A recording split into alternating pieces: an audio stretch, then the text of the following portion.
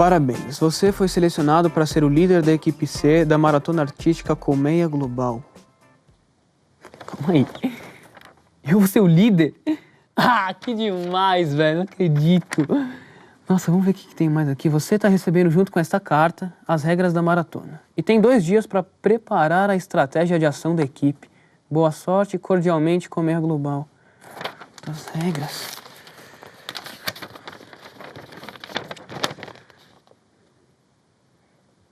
Mas como que eu vou organizar isso agora, hein? Calma, Cristiano. Fica tranquilo que de colmeia eu entendo. No que eu posso te ajudar? Afonso. De colmeia você realmente entende. Mas eu tô precisando mesmo de uma ajuda para montar a estratégia do meu time. Eu fui escolhido para ser líder de uma equipe da Maratona Artística Colmeia Global. Se tem colmeia, eu já gostei. Mas como funciona essa maratona? A gente vai fazer uma ilustração colaborativa em forma de colmeia. É assim, cada parte da colmeia vai ser feita por uma pessoa de um continente diferente. Cada um faz sua parte no computador e depois passa via internet para a pessoa seguinte. E a equipe tem que concluir a ilustração num horário menos adiantado possível. Mas a maior dificuldade é que cada participante só pode abrir a ilustração das 9 às 19 horas de seu horário local. Você precisa trabalhar com os fusos horários. Então vamos lá. A gente pode começar separando as informações que você tem. Aqui na carta eu tenho o nome, a cidade e o país de cada participante. Primeiro, eu, que sou de Ponta Grossa, aqui no Brasil. Mubas, de Nampula, em Moçambique. Jaivin, de Kanpur, na Índia. Mike, de Prince Rupert, no Canadá. Inga, de Umeå, na Suécia. E Nicole, de Adelaide, na Austrália. É como uma corrida de revezamento. Um corre e os outros esperam. Quando um termina, outro começa. Bom, agora a gente precisa achar a longitude aproximada de cada uma das cidades, para poder calcular o fuso horário. Ponta Grossa está na longitude menos 50 graus, ou seja, 50 graus a oeste do meridiano de Greenwich. Nampula está na longitude 40 graus. Kanpur, 80 graus. Prince Rupert está em menos 130 graus. Umeå está em 20 graus. E Adelaide está na longitude 140 graus. Entendi, Afonso. Eu vou organizar essas informações em uma tabela para eu conseguir visualizar melhor. Primeiro, coloco o Greenwich na longitude 0 graus. Agora vou colocando as cidades na ordem correta.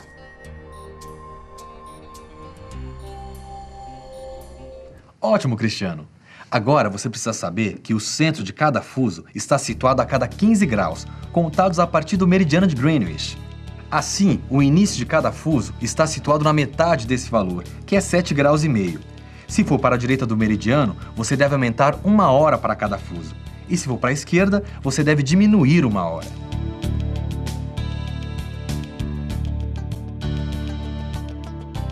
Então, olhando esta tabela, Ponta Grossa, que está a menos 50 graus, está a menos 3 horas em relação a Greenwich.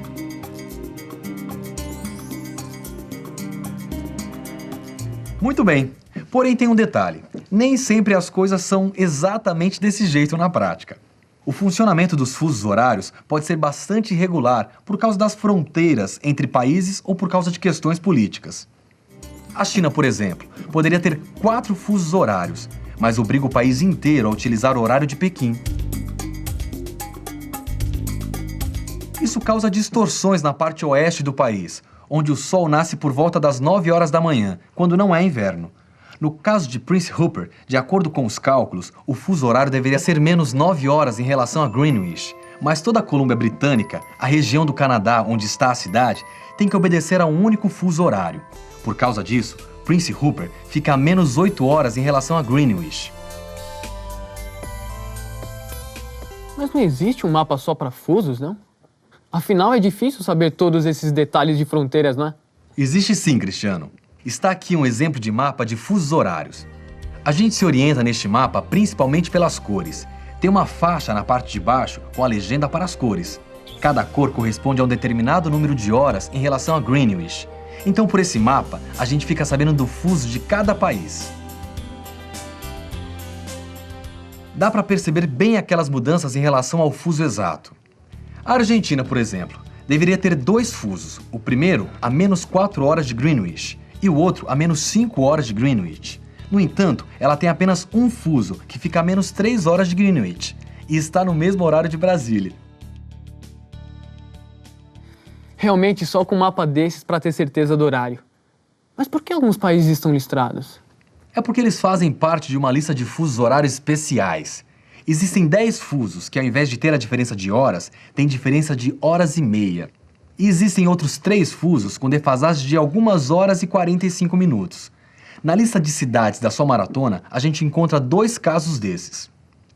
Kanpur, na Índia, que está a 5 horas e meia em relação a Greenwich, e Adelaide, na Austrália, que está a 10 horas e meia em relação a Greenwich. E para completar a lista, o Meian fica na Suécia, que está a 1 hora de Greenwich. Nampula fica em Moçambique, que está a 2 horas de Greenwich. Pronto, Afonso. Agora preciso organizar a produção da colmeia. A ilustração tem que ser feita com hexágonos colocados uns ao redor dos outros. E a forma final vai ficar parecendo uma colmeia. O primeiro hexágono vem pronto. Então, seguindo as regras, eu, que sou o líder, dou o pontapé inicial, desenhando e pintando 6 hexágonos em volta do primeiro, utilizando a técnica que eu quiser. Cada hexágono tem apenas 10 minutos para ser feito, ou seja, eu vou demorar 1 hora. A segunda pessoa vai fazer 12 hexágonos em volta daqueles 6 que eu fiz, e vai demorar então 2 horas. Depois vão ser 18 hexágonos, que vão levar 3 horas para ser feitos, e assim por diante. Ah, olha só o que eu percebi aqui, Cristiano. Como você disse, o primeiro participante faz 6 hexágonos, o segundo 12, o terceiro 18, o quarto 24, o quinto 30 e o sexto 36. Isso significa que o primeiro faz uma vez 6 hexágonos em 1 hora. O segundo faz 2 vezes 6 hexágonos em 2 horas. O terceiro 3 vezes 6 hexágonos em 3 horas. E assim por diante. Isso se chama progressão aritmética. É verdade, Afonso. A cada novo participante, a gente soma 6 hexágonos. Mas isso pode me ajudar a resolver o problema? Pode sim. O objetivo da maratona é terminar na hora menos adiantada possível. E a progressão aritmética pode ajudar a gente a chegar a algumas conclusões.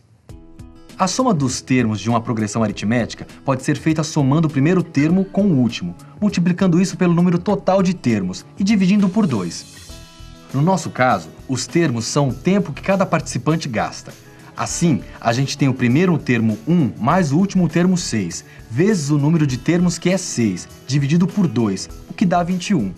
Então, o tempo total para fazer a colmeia é 21 horas.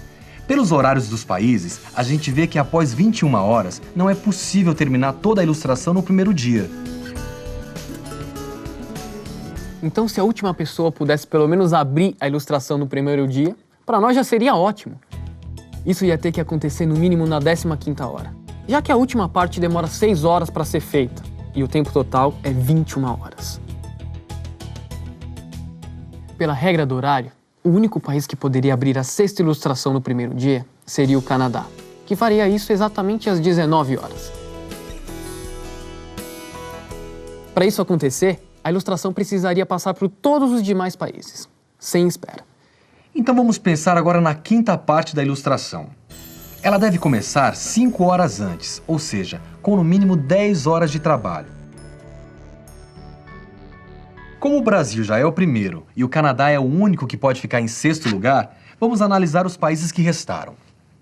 Olhando os horários nesses países após esse período de 10 horas, vemos que nenhum deles pode receber e abrir a ilustração para ocupar a 5ª posição sem espera, pois todos estão fora do prazo para abrir, que é das 9 às 19 horas. Então isso significa que não vai dar para começar a 6ª parte da ilustração ainda no primeiro dia. A gente também pode concluir que o mais cedo que essa ilustração possa ser aberta é às 9 horas do segundo dia. E assim, o mais cedo que a tarefa pode ser concluída é às 15 horas do dia 2. Exatamente. Então, se você encontrar uma estratégia para a última ilustração ser finalizada no dia 2, às 15 horas, não importando o país, ótimo. Você pode tentar enviar antes para os países em que a hora já vai estar mais avançada e ir passando para os lugares em que é mais cedo, na sequência. Então essa pode ser uma boa jogada. Voltar no tempo. Após o Brasil, segue para a Austrália. Lá, o participante aguarda até as 9 horas da manhã seguinte para abrir a ilustração. Depois, sempre seguindo as mesmas regras de horário, a ilustração vai para a Índia, depois Moçambique, Suécia. Por fim da Suécia, parte para o Canadá, onde o participante aguarda mais 1 hora e finaliza a ilustração às 15 horas do segundo dia. Muito bem, Cristiano. Essa pode ser uma boa estratégia. A gente consegue acabar às 15 horas do dia 2, mas a gente vai esperar um bocado. Pelas minhas contas, são 14 horas de espera, o que dá ao todo 35 horas do início ao fim da maratona. É verdade, essa estratégia demora um bocado, mas como o tempo total não importa, tá valendo. Eu vou continuar pensando nas estratégias, Afonso. Mas agora eu já tô bem treinado e já consigo fazer tudo sozinho. Valeu pela ajuda. Como vocês sabem, essa estratégia do Cristiano não é a única. Então que tal tentar encontrar uma outra, que não tenha um tempo de espera tão grande e que também termine às 15 horas do dia 2 em algum dos países?